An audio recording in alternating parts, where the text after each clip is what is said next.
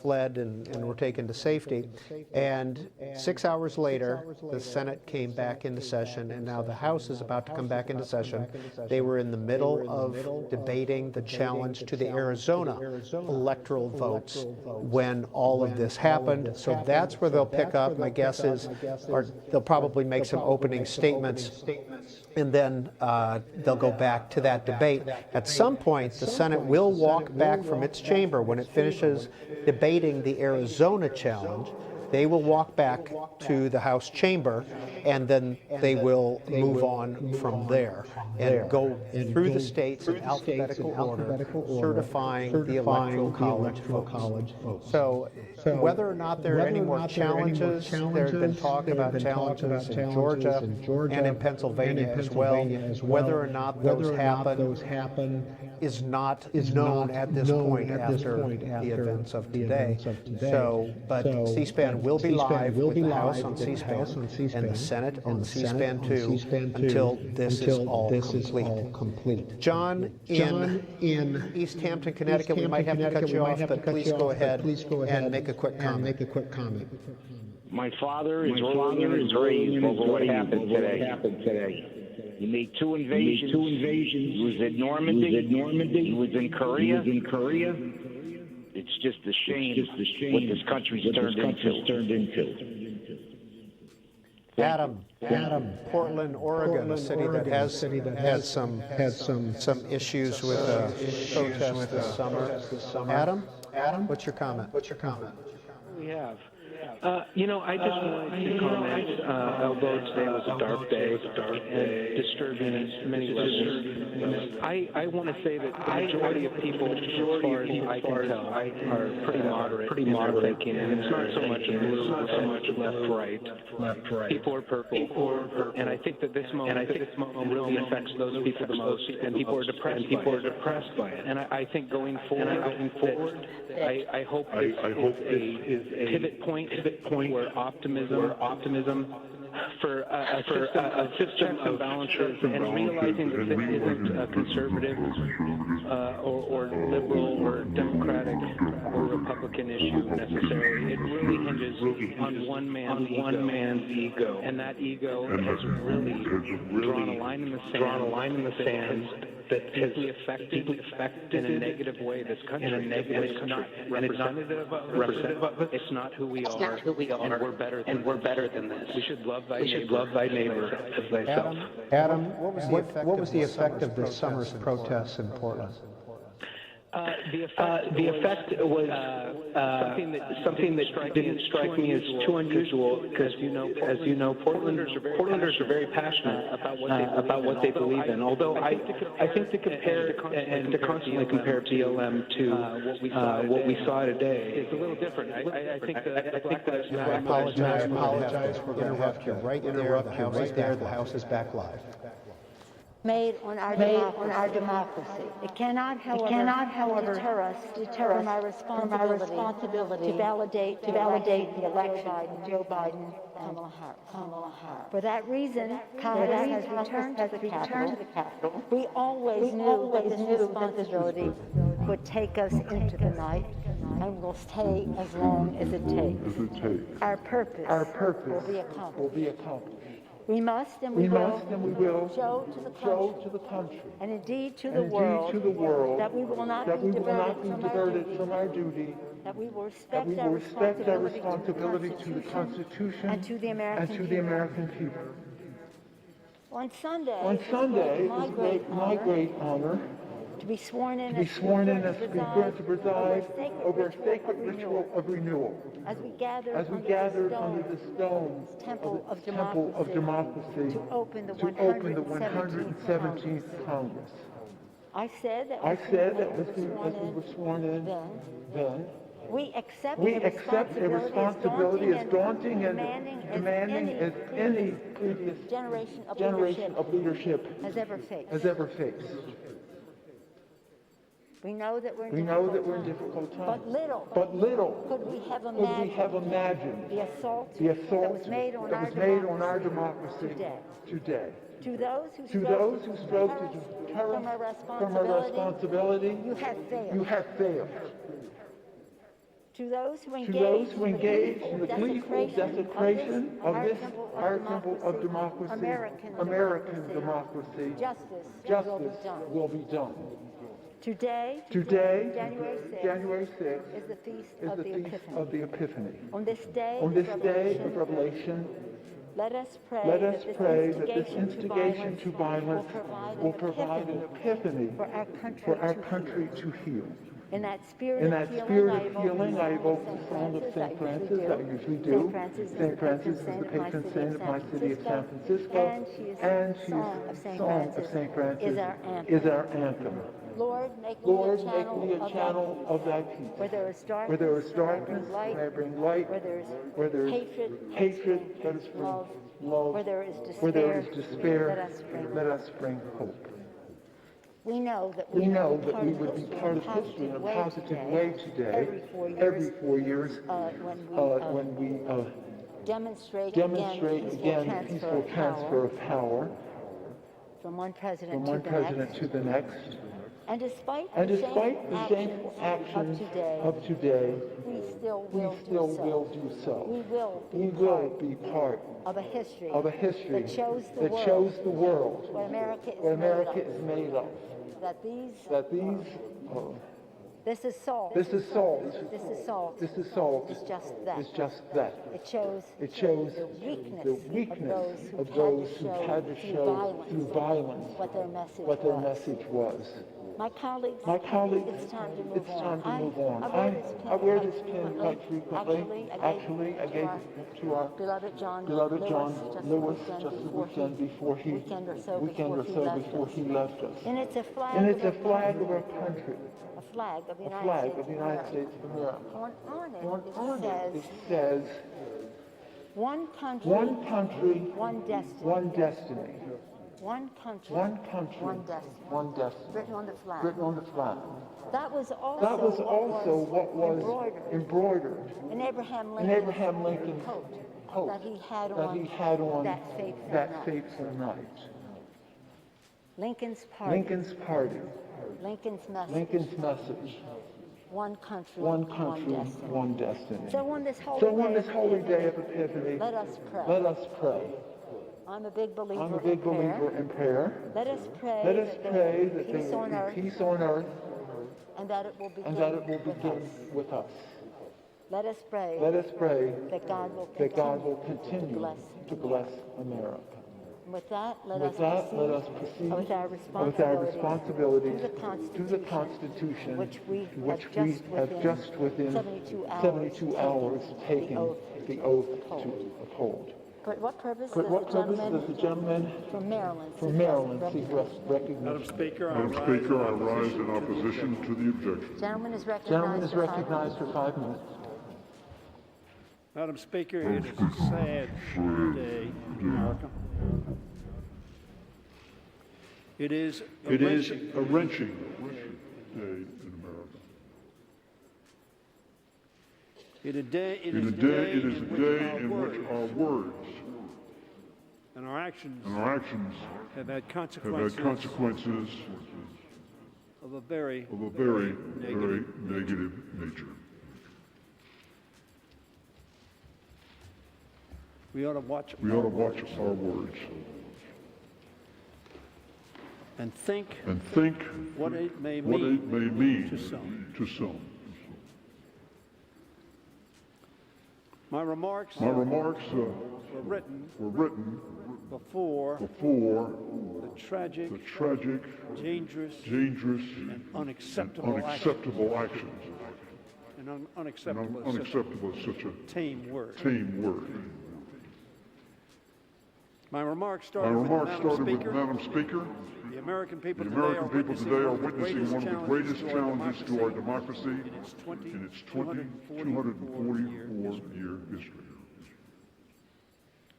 Little did I know that this Capitol would be attacked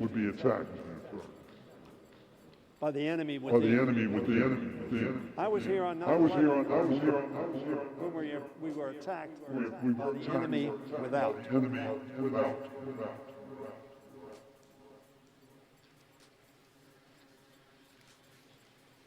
We need to all work together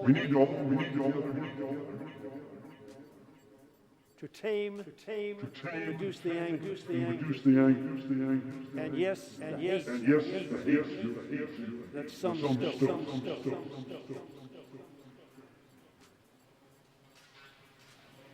What some in this House and in the Senate are doing today will not change the outcome of the election, which is the clear and insurmountable victory of President-elect Biden and Vice President White House.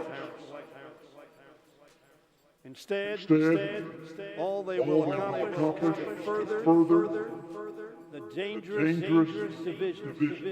This was written before this Capitol was assaulted. Before this democracy was put aside by thousands.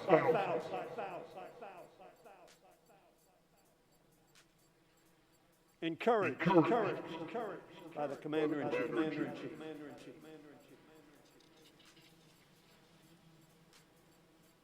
Instead, all this accomplishes to further the dangerous divisions, as I said, among our people, and energized spirits stoked by our foreign adversaries, which seek to erode America's confidence in our democracy and our system of free and fair elections. I was here in 2000. I was strongly in favor of Al Gore for president. And my candidate got more votes than the other candidate. His name was George Bush, of course. And one of the saddest days was January 20th, 2001, when our candidate won the election, in my view, was not elected. But it was also proudest of my career. Because the greatest power on earth passed peacefully. From Bill Clinton to George W. Bush. Not a shot was fired. Nobody assaulted this cause, or this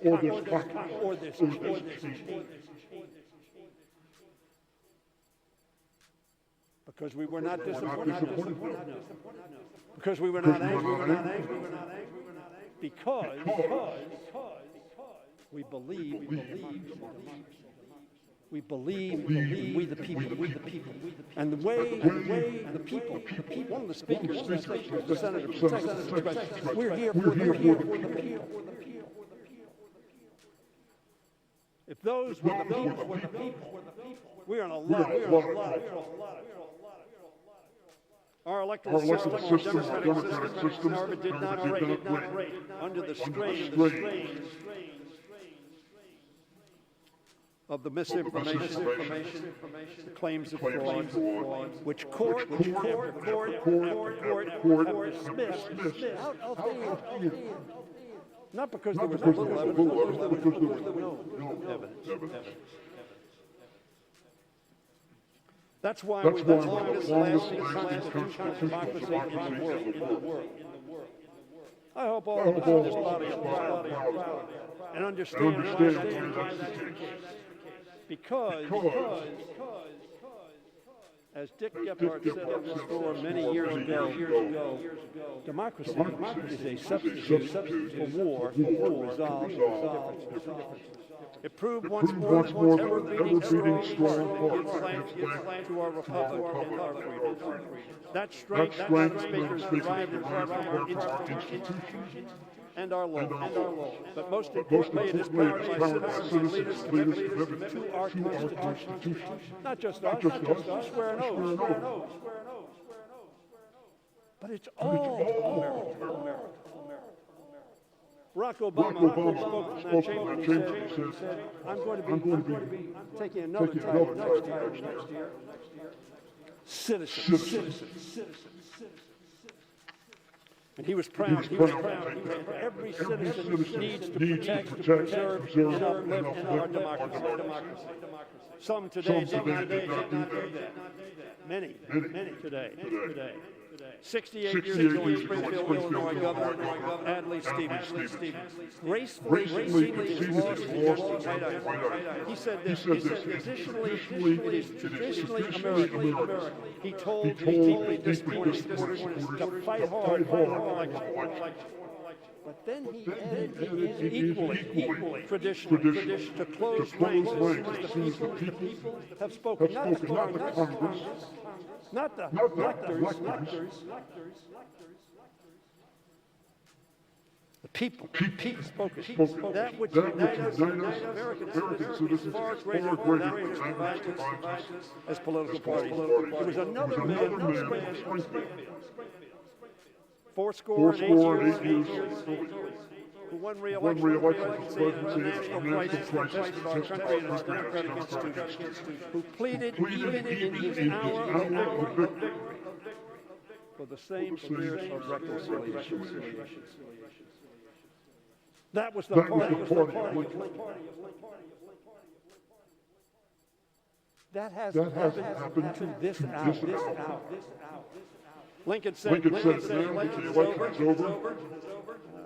He asked, may not all, having a common reunite in a common effort to save our common country. Such is the duty of America who stands for election or participates in our politics to be either humble in triumph or gracious in defeat. I've lost them all. Not too many. And I won. And I hope gracious in defeat and humble in victory. I hope that I put my state and my country first. Not myself. It is clear to all that the president not followed the path that Stevenson and Lincoln urged. So we the people. Each one of us represents about 750 to 800,000 people, some less. The people. And they've spoken in the way set for them to be heard and by the country. They voted. And they voted for the voices. We, the people, together will get away from division and its dangers. The senior member of our body, Don Young from Alaska, spoke the other day when we were sworn in and said, ladies and gentlemen of this House, we are so divisive that it's going to destroy our country. We need to reach out and hold one another's hand. We all have a title that we honor more than any other. Perhaps parent, perhaps husband, but we are all Americans. Not Americans are, not Americans are,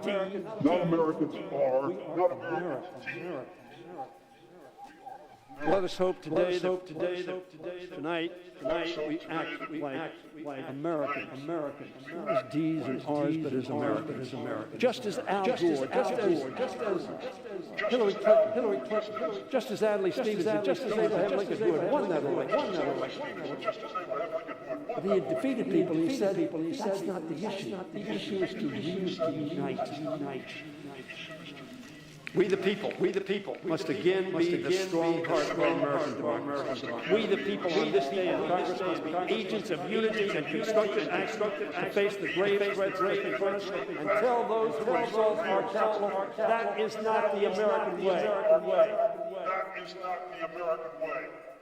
And we, the members of Congress, we swore an oath before God to preserve and protect the Constitution of the United States and our democracy, must do so now. I don't usually read Senator McConnell's speech, but I'm not speaking as a Democrat, nor was he speaking as a Republican.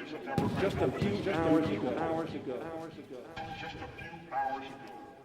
We're debating a step that has never been taken in American history, whether Congress should overrule the voters and overturn a presidential election. He went on to say that he supports a strong state-led voting reform. The Constitution, he said, gives us here in Congress a limited role. We cannot simply declare ourselves a national board of elections on steroids. The voters, the courts, and the state, the voters, the courts, and the state have all spoken. Five people said the election of 2000 was over. We didn't agree with it. But Al Gore said, we are a nation of the law. Five people. Yes, they were members of the Supreme Court, but they were five people who said the elections. And I sat on that podium and saw that power transfer to George W. Bush.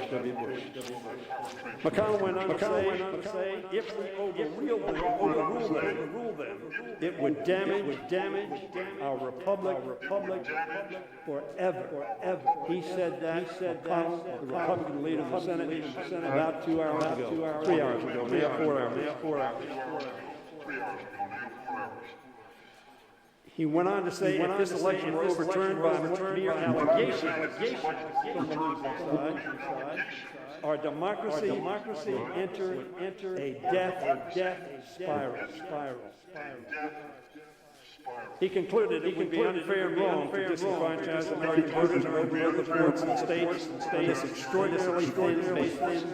And I will not tend such a vote would be a harmless protest gesture. How presciently he spoke.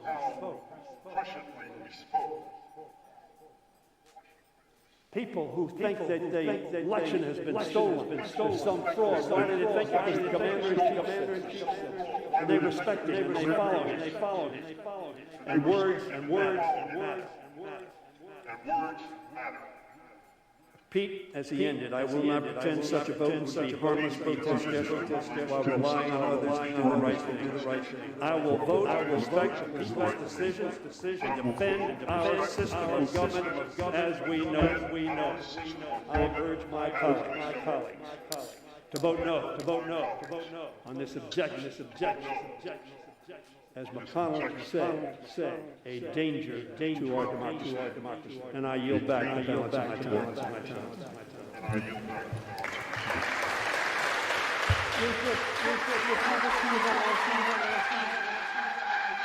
For what purpose the gentleman from California seek recognition? I rise to the point of personal privilege, address the House of Parliament. Without objection, the gentleman is recognized for 5 minutes. Thank you, Madam Speaker. I rise to address what happened today. And where do we go from here? The violence, destruction, and chaos we saw earlier was unacceptable, undemocratic. It was the saddest day I've ever had as a member of this institution. The Capitol was chaos. Police officers were attacked. Guns were drawn. It was very few. A woman tragically lost her life. No one wins. Building and what it stands for. America, this institution is better than that. We saw the worst of America this afternoon. Yet in the midst of violence and fear, we also saw the best. It starts with our law enforcement, the Capitol Police, the National Guard.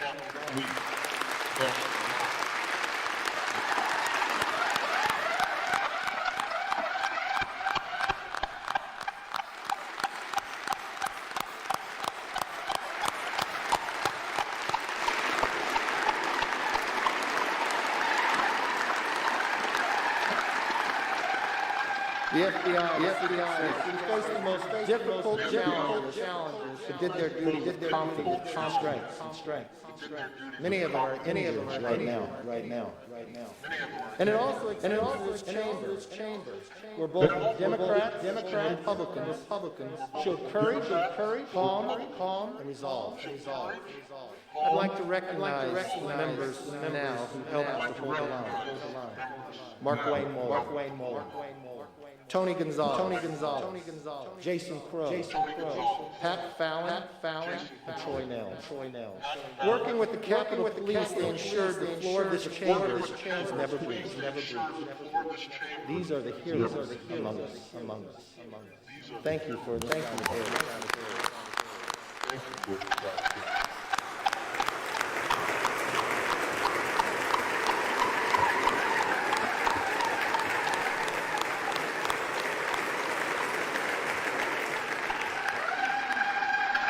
Looking back a few hours, it is clear this Congress will not be the same after today. And I hope it will be the better. I hope not just this institution, but I hope everyone pauses for that moment and thinks among themselves. That we can disagree with one another, but not dislike. We can respect the voices. There's many times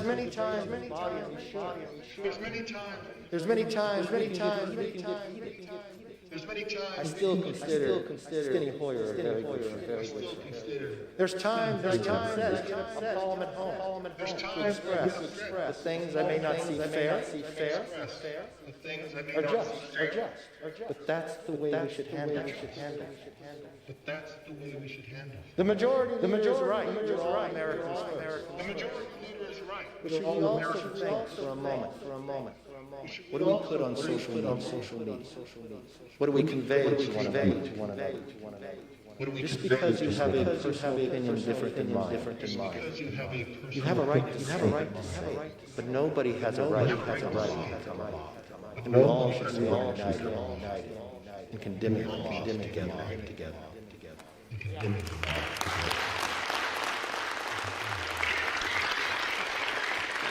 We saw destruction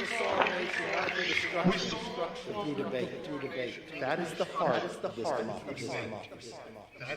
I know what we debate today is tough.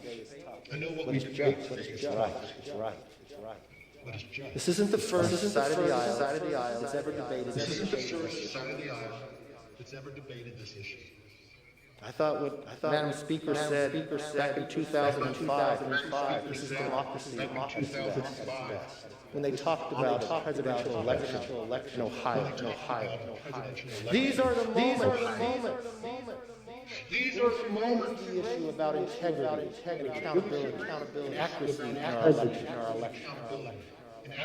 But you know what we should do? The next difference? Not just raise the issue, but work together to solve the issue.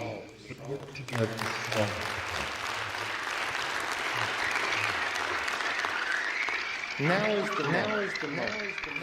is the moment to show America we can work best together. I will tell you.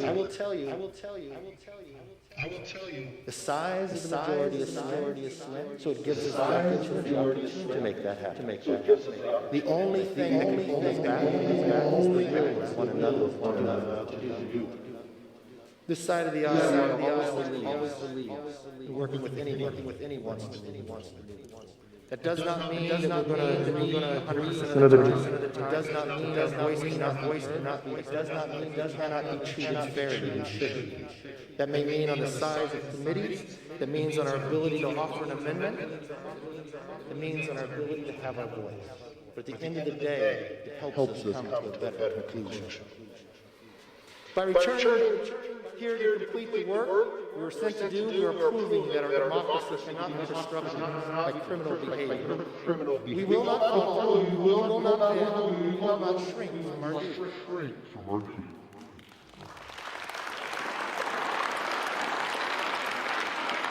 Let me be very clear. Mobs don't rule America. walls rule America.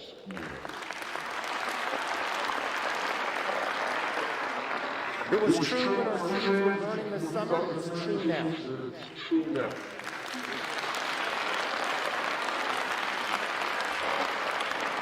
In America, Americans go to bed tonight, their last memory should not be a Congress overrun by rioters.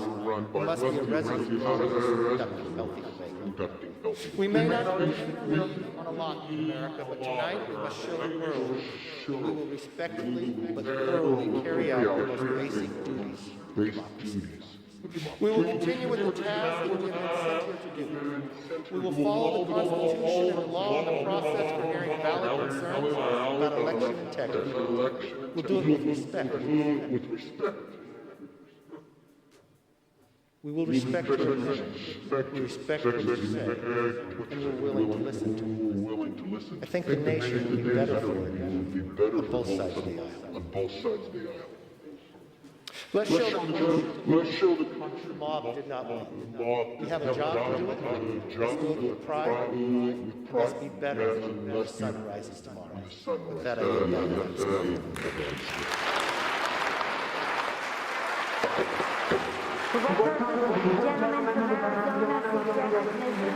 Madam Speaker, I rise in opposition to the objection.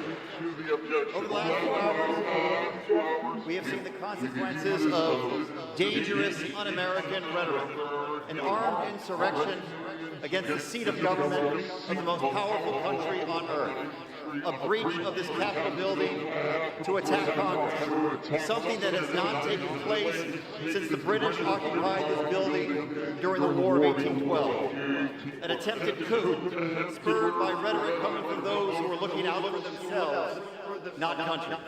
And it is stunning, Madam Speaker, that there are some in this House who voice support for what happened. It was not a protest. It was treason. It was sedition. And it should be prosecuted as such. At its root is a disease that has infected our politics, one that will make some political leaders do anything, including lie and incite violence, to hold on to power. That's what we're seeing before our very eyes. In contesting the outcome of this election, my Republican colleagues make a contradictory argument that puts party and power before country. They argue the election results were valid when it showed they won their races, but the same ballots were somehow fraudulent when it produced a result President Trump did not like. Keep the results we like, they demand. Cancel the one we don't. That's not how democracy works. And neither is armed insurrection. Here's the truth. Arizona has a long bipartisan record of conducting safe, secure, and fair elections. And I say that as someone whose party has more often than not been on the losing end of those elections. This last election was once again safe and secure. And I commend our state and county election officials, public servants on both sides of the aisle for making Arizona proud once again. We are here because the case that Republicans have brought before us has failed in court over and over and over again. My colleagues say, let's go back to the states. Let them decide. My friend, Arizona has spoken. They have sent the correct electors. Arizona's Republican Attorney General, one of the most partisan in the country, said, quote, there is no evidence, there are no facts that would lead anyone to believe the election results will change, unquote. The Republican Speaker of our state house has told us he doesn't like the results of the election, but they are the right results. Joe Biden has won Arizona. The state Supreme Court made up entirely of justices appointed by Republican governors. They have spoken too.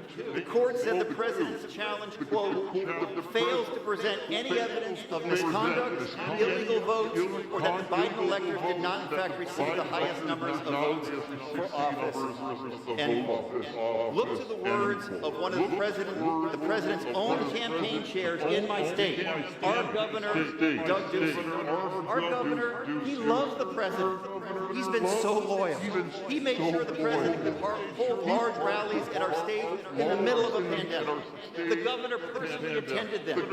They spoke so often that the governor gave the president a special Hail to the Chief ringtone on his phone after Election Day. As the legal challenges played out, the governor kept quiet. But when the truth became clear, even he acknowledged, quote, no, Biden did win Arizona, unquote. And I'm grateful that, in this instance, the governor put law, not partisan politics, first. And I urge my colleagues in the House to follow his lead.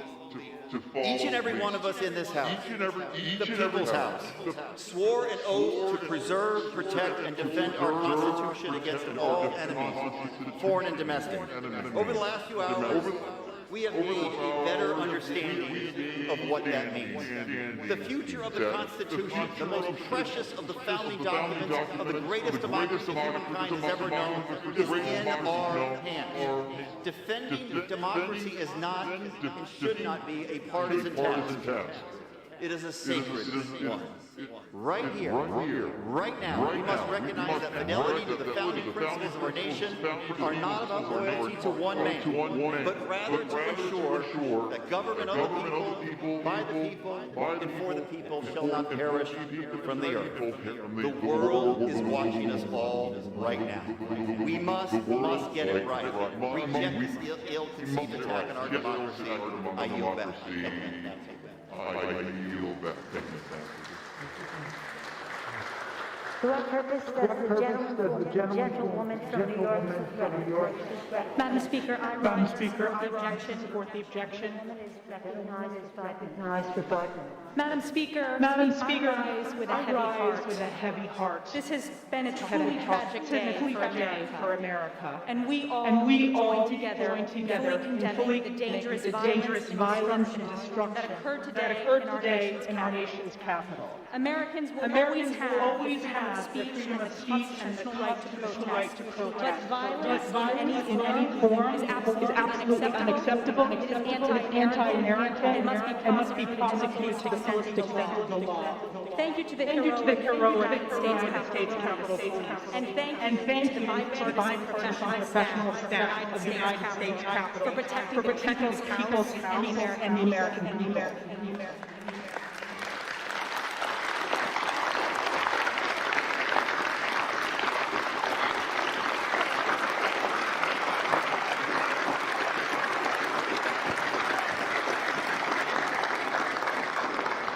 This House is where generations of Americans have peacefully come together to face our nation's greatest challenges, bridge our differences, and create a more democratic system of government. This is the appropriate place we stand to respectfully and peacefully give voice to the people we represent our diverse country.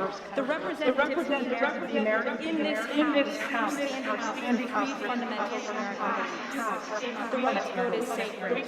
That a representative has a duty to represent his or her constituents, and that the rule of law is a hallmark of our nation. And in the spirit of healing, those are not my words. Those are the words of you, Madam. From this very chamber, and some of my colleagues and friends across the aisle objected to the 2005 electoral college. In fact, there were objections on this floor to the certification of nearly every Republican president in my lifetime. In 1989, in 2001, in 2005, and in 2017. So history is our guide that the people's sacred house is the appropriate venue for a peaceful debate. And this peaceful debate serves as a powerful condemnation to the violence that perpetrated our Capitol grounds today. The violence that was truly un-American. Today's discussion is about the Constitution, and it is about the American people, but it must also be about clearly and resolutely condemning the violence that occurred today. I am honored each and every day to represent New York's 21st Congressional District, and I believe it is my solemn and sacred duty to serve as their voice and their vote in the people's house. Tens of millions of Americans are concerned that the 2020 election featured unconstitutional overreach by unelected state officials and judges ignoring state election laws. We can and we should peacefully and respectfully discuss these concerns. In Pennsylvania, the state Supreme Court and Secretary of State unilaterally and unconstitutionally rewrote election law, eliminating signature matching requirements. In Georgia, there was constitutional overreach when the Secretary of State unilaterally and unconstitutionally gutted signature matching for absentee ballots and, in essence, eliminated voter verification required by state election law. In Wisconsin, officials issued illegal rules to circumvent the state law passed by the legislature as the Constitution requires, that required absentee voters to provide photo identification before obtaining a ballot. And in Michigan, signed affidavits document numerous unconstitutional irregularities. Officials physically blocking the legal right of poll watchers to observe vote counts, the illegal counting of late ballots, and hand-stamping ballots with the previous day's date.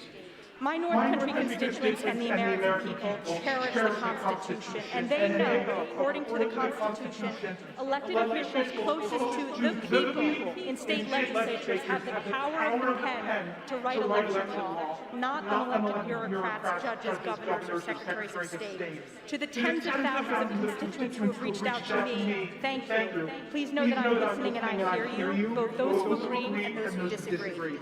Our constitutional republic will endure this tragic day because the founding fathers understood Congress and the American people would face unprecedented and historic challenges by debating them on this very floor.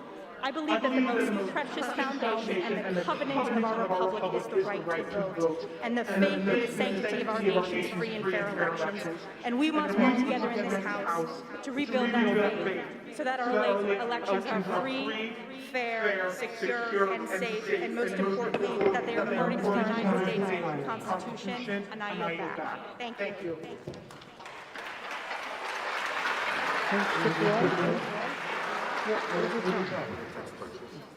For what purpose does the gentleman from Texas seek recognition? I rise in opposition to the objection, Madam Speaker. Without objection, the gentleman is recognized for 5 minutes. Madam Speaker, today the People's House is attacked, which is an attack on the Republic itself. There is no excuse for it. A woman died, and people need to go to jail. And the President should never have spun up certain Americans to believe something that simply cannot be. I applaud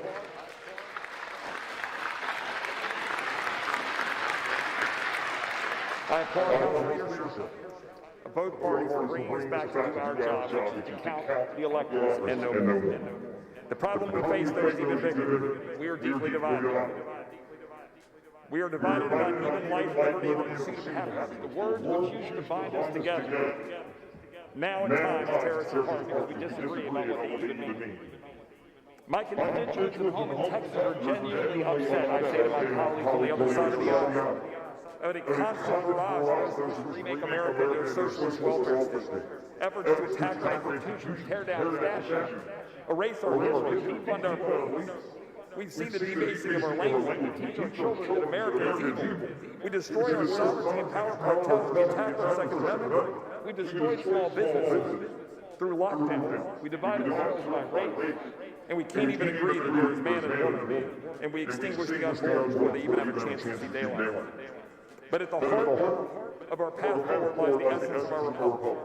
Its cornerstone, that we are a union of states bound together for common defense and economic strength, and more so bound together for federalism in which we may live together peaceably as citizens of this vast land, agreeing to disagree, free to live according to our own beliefs and according to the dictates of our culture. Now, many of my colleagues are poised this afternoon to vote to insert Congress into the constitutionally prescribed decision-making of the state. by rejecting the sole official electors sent to us by each of the states in the Union. I hope they will reconsider.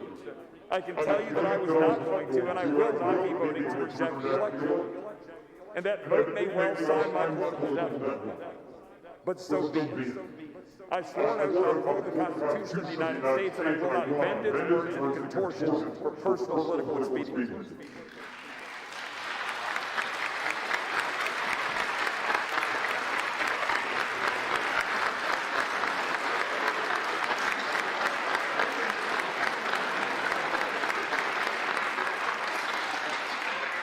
Number one, rejecting the election certified to Congress by sovereign states violates the 12th Amendment and the entirety of the Constitution it amends.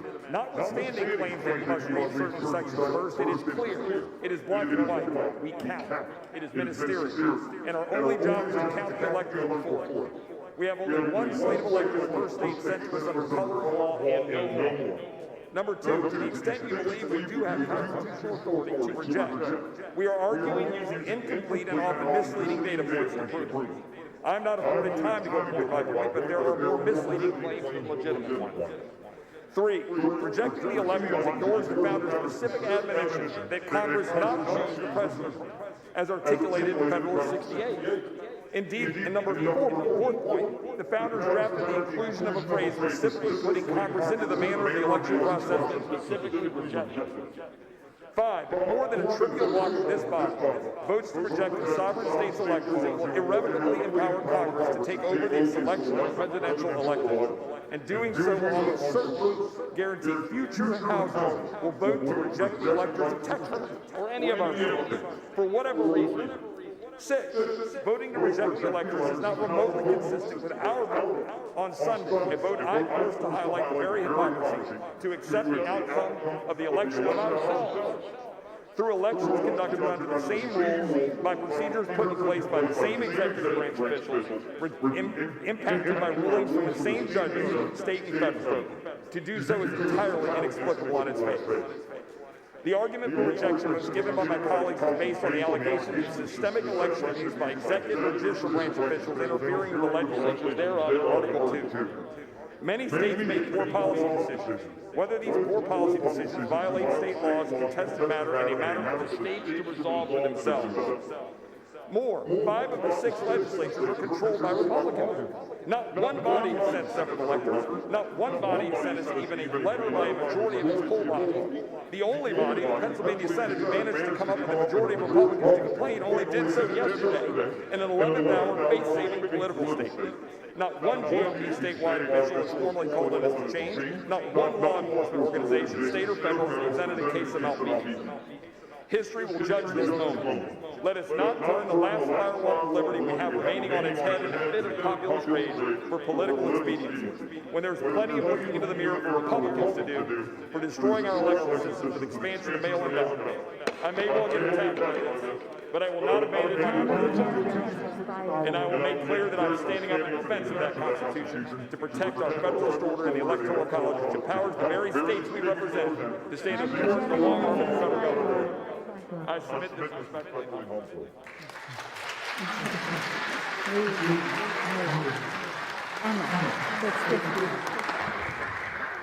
For what purpose does the gentleman from Alabama seek recognition? I rise in support of the objection. Without objection, the gentleman is recognized for 5 minutes. Madam Speaker, for years, Democrats and their media allies deceived America about Trump-Russian collusion and the extent of foreign interference in the 2016 election. Yet, in 2020, Democrats promoted massive foreign interference in American elections by helping illegal aliens and other non-citizens vote in American elections, thereby canceling the votes of and stealing elections from American citizens. Won't evidence exhibit day? In 1993, Democrats rammed through Congress the National Voter Registration Act, making it illegal to require proof of citizenship that prevents illegal aliens and non-citizens from registering to vote. Why did Democrats do that? Simple, to steal elections, of course. Exhibit B, how bad is the non-citizen voting problem? In 2005, Democrat President Jimmy Carter's Commission on Federal Election Reform warned that, quote, Non-citizens have registered to vote in several recent elections, end quote, and recommended that, quote, all states should use their best efforts to obtain proof of citizenship before registering voters, end quote. Exhibit C, a June 2005 General Accountability Office report discovered that up to 3% of people on voter registration lists are non-U.S. citizens. Exhibit D, in 2008, Electoral Studies surveyed 339 non-citizens. 8% admitted voting in American elections. As an aside, I have seen higher percentages in other studies. Exhibit E, the 2010 census counted 11 million illegal aliens in America. Exhibit F, a 2018 Yale study estimated as many as 22 million illegal aliens in America. Exhibit G, the math means between 880,000 and 1.72 million illegal aliens illegally voted in the 2020 elections. Exhibit H, in 2014, Old Dominion University and George Mason University professors surveyed non-citizens and illegal aliens and found they voted Democrat roughly 80% of the time. Exhibit I, the math is again straightforward. The 66% Biden advantage times the illegal alien voting number means Joe Biden gained roughly 1,032,000 votes from illegal alien voting. That's the high number. Exhibit J. Well, no one knows for sure how massive the illegal alien voting block is. We do know Joe Biden and his campaign believed it large enough and critical enough to win the presidential race. That October 27th presidential debate, Joe Biden personally solicited the illegal alien vote by promising, within 100 days, I'm going to send to the United States Congress a pathway to citizenship for over 11 million undocumented people. Ladies and gentlemen, that is a pot of gold at the end of the rainbow in the illegal alien. Joe Biden did exactly what he was doing by seeking the illegal alien vote. After all, on May 11, 1993, then Senator Joe Biden for the National Voter Registration Act that makes it illegal to require proof of citizenship from illegal aliens and non-citizens when they seek to register to vote. Madam Speaker, the evidence is telling and irrefutable. Non-citizens overwhelmingly voted for Joe Biden in exchange for the promise of amnesty, citizenship, and so doing, helped seal the election of Donald Trump, Republican candidate, and American citizens across America. Madam Speaker, in my judgment, if only lawful votes cast by American citizens found out that Joe Biden lost and President Trump won the election of college. As such, it is my constitutional duty to promote honesty and excellence by rejecting electoral commission from states whose electoral systems are so badly flawed as to render their commission unreliable, untrustworthy, and unworthy of acceptance. Madam Speaker, I yield the remainder of my time. Madam Speaker,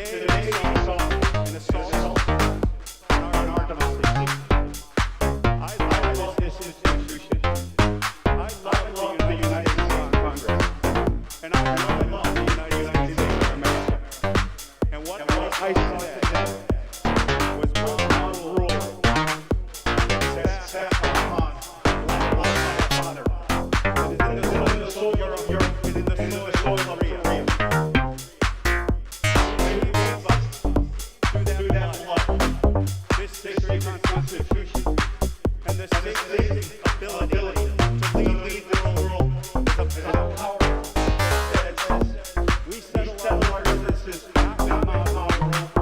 We settle our businesses through elections. And when those elections are over, we have a peaceful transition of power. Now make no mistake, I will be passionate in my agree with you. I will be passionate in my the future of this country. And I will fight for my right tonight. And I will tonight. And to the message of the nation and all Americans, that what we see today was not American. And what we see tonight is that we do in America. That is power and it can be right. And with that, I yield to my best friend in Congress and the Democrats.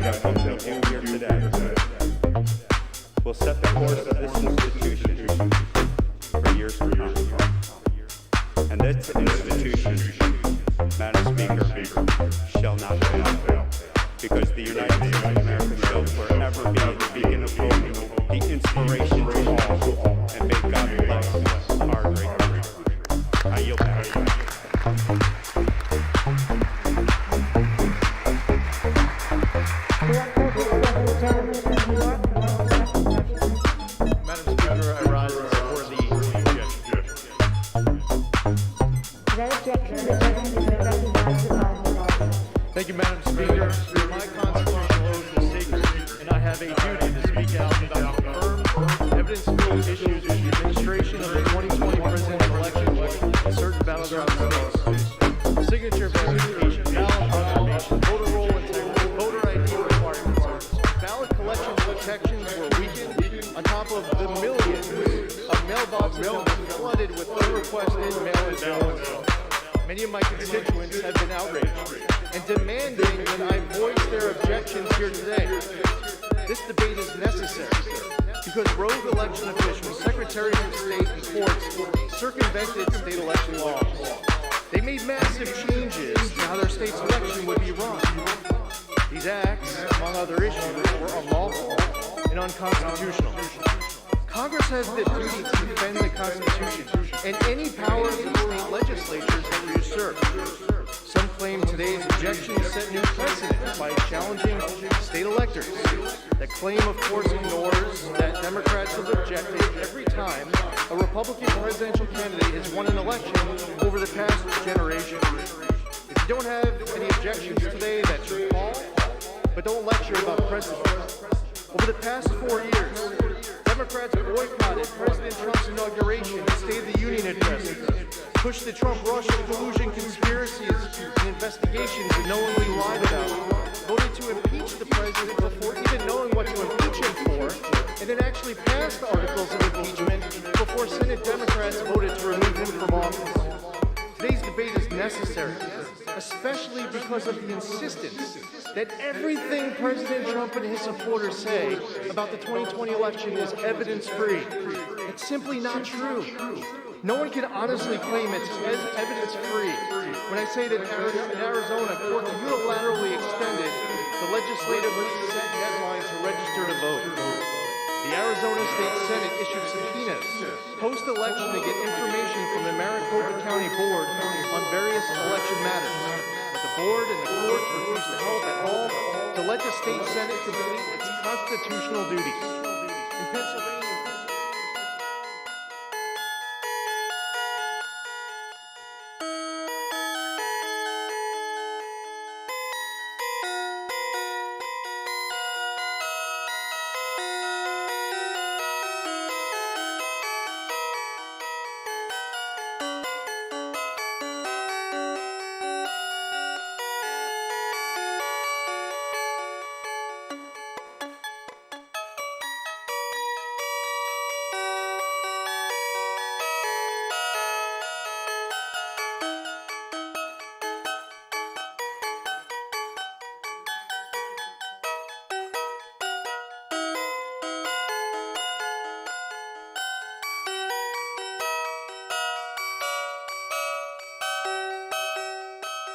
Georgia, the Secretary of State unilaterally entered into a settlement agreement with the Democratic Party, changing statutory requirements for confirming voter identity.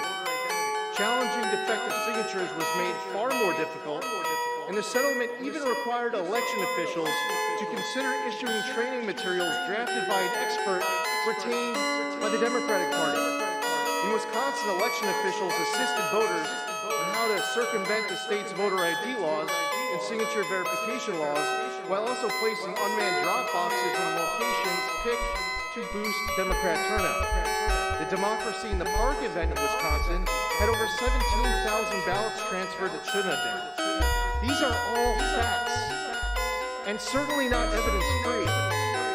Americans deserve nothing less than full faith and confidence in their election, and a guarantee that their vote, their voice counts, and that their concerns are being heard.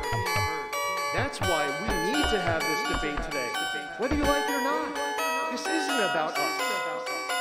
This is about our Constitution, our election. This is about our people and our republic. I yield back. Mayor Diego. For what purpose does the gentleman from Arizona seek recognition? Madam Speaker, I rise in opposition to the objection. Madam Speaker, I'm a proud son of immigrants. Growing up, I heard stories about parties, politicians, and presidents invalidating elections from the people that took power for themselves. That's why when I joined the Marine Corps, the most sacred part of my oath was to protect the Constitution of the United States. I never thought I would have to do that on the floor of Congress. But here we are. The people have spoken, and the power of the people, the Constitution will be preserved. Madam Speaker, I left my youth. I left my sanity. I left it all in Iraq for this country. Because there's this one precious idea that we all have, that we all believe, that this country was going to protect everyone's individual rights, that you were going to be able to vote, that you were going to be able to preserve democracy and pass it on as a legacy, as an inheritance to every American. But today there was treason in this house. Today there was traitors in this house. So I'm not asking my Republican colleagues to help me and stop this objection to Arizona. I'm asking you to get off all these objections.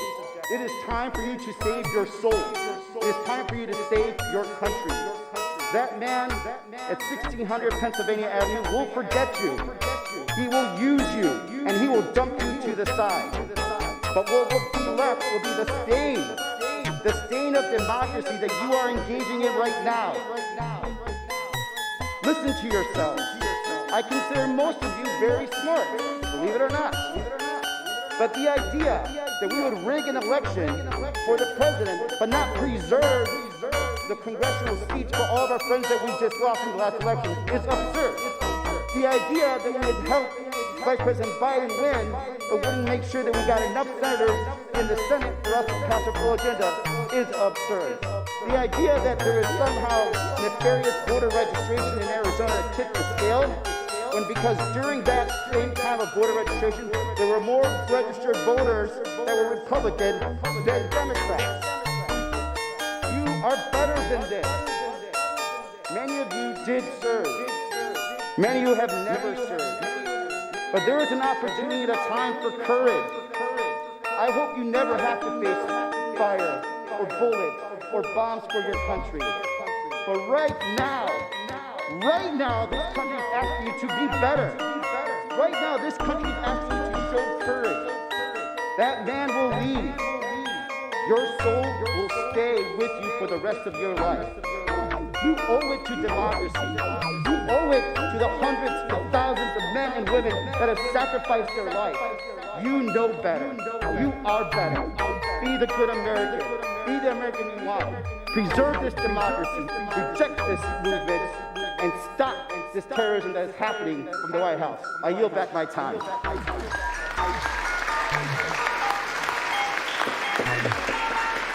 Members are reminded to direct their remarks to the chair. What purpose does the gentleman from North Carolina seek recognition? Thank you, Madam Speaker. To speak in favor of the objection. The gentleman is recognized for 5 minutes. Madam Speaker, it's been quite a day. And in contrast to the gentleman's comments just now, I couldn't get over this text that I received from the mayor of Charlotte, Vi Lyles, about 30 minutes ago. She is a progressive Democrat, political opponent for years, tremendously graced with this. She said, Representative Bishop, I hope you're safe and well. It must have been a day of anguish for the world to see our Capitol buildings under siege. I know you have a long night ahead, and want you to know I was thinking about you, your family, and staff. God bless. Vi. Back home, the generosity of spirit still exists. And I understand the sharp words and feelings on the other side tonight. But there are also good people back home. And I've heard from many of them. News would suggest there are millions of Americans. That's a big number. Millions, tens of millions who believe something went awry in this election. And they aren't dumb. They aren't mindless. They don't believe things simply because the president says them. There were problems. I know that Joe Biden will be president. But I don't know that it hurts or would hurt any of us to have the generosity and spirit to continue to reflect on what might be better or what might seriously have gone wrong.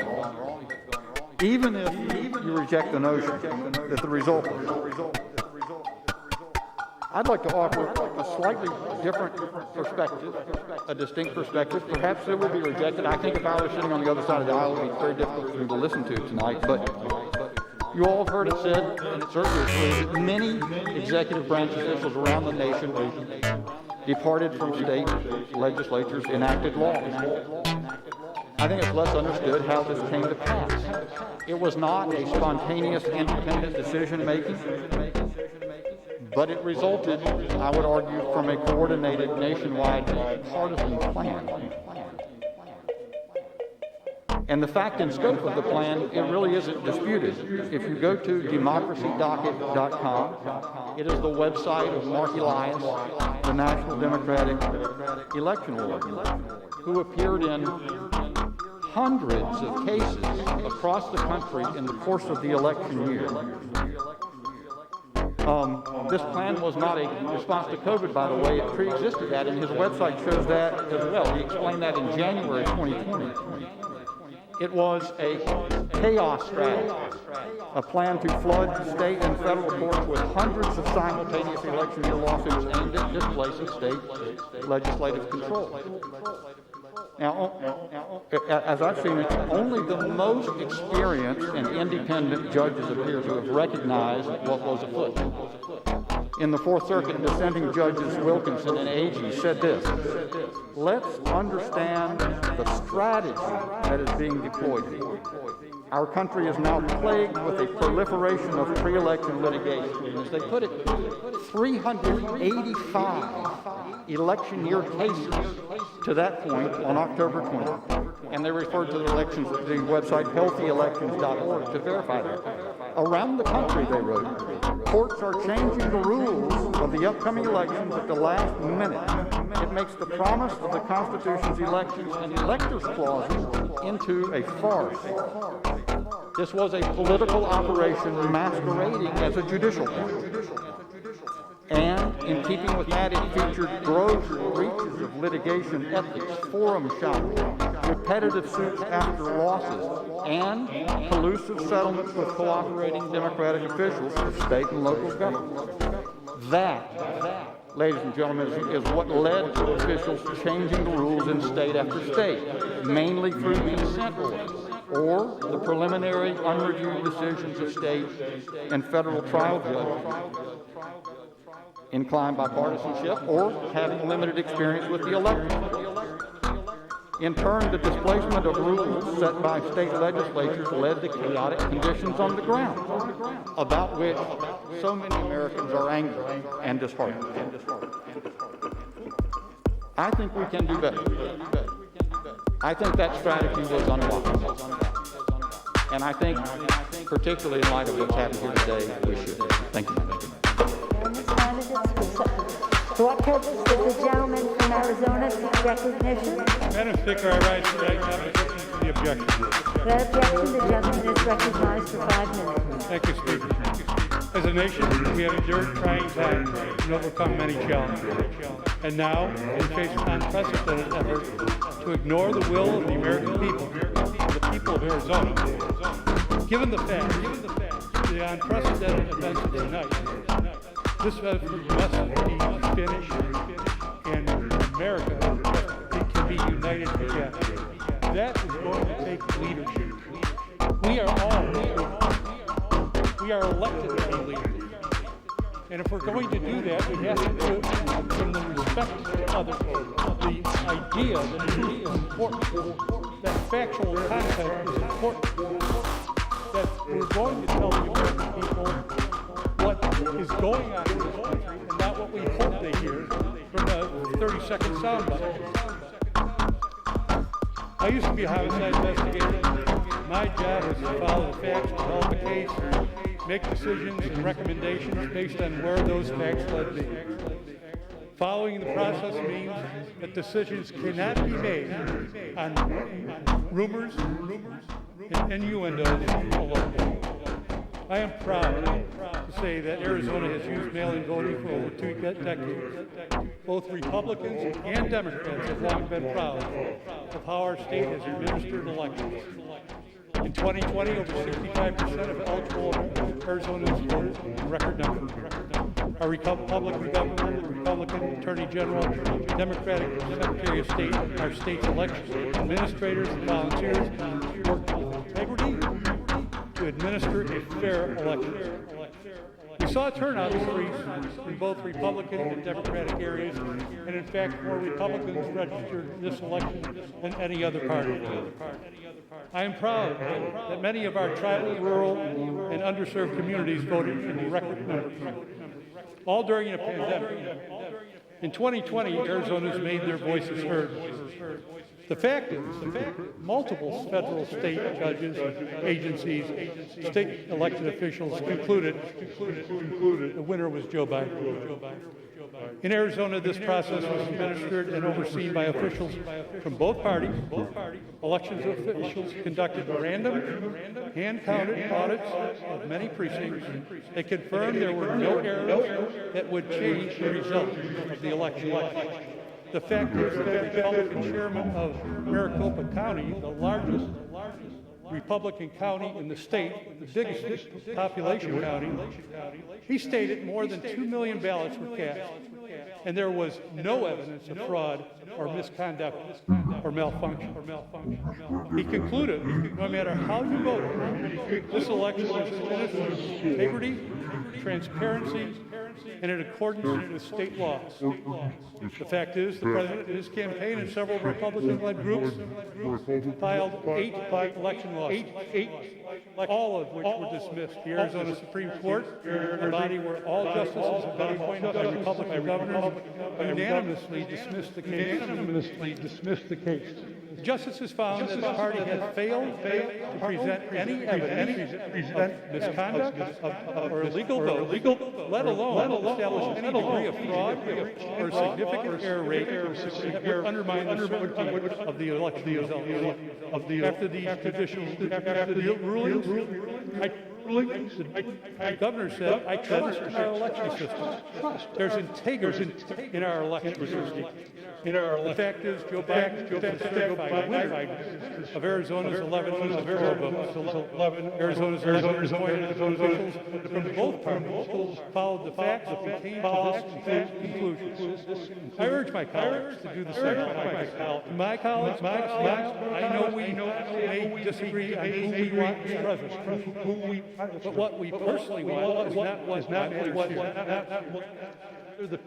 rather the people as reflected in the certified electoral results. Facts matter.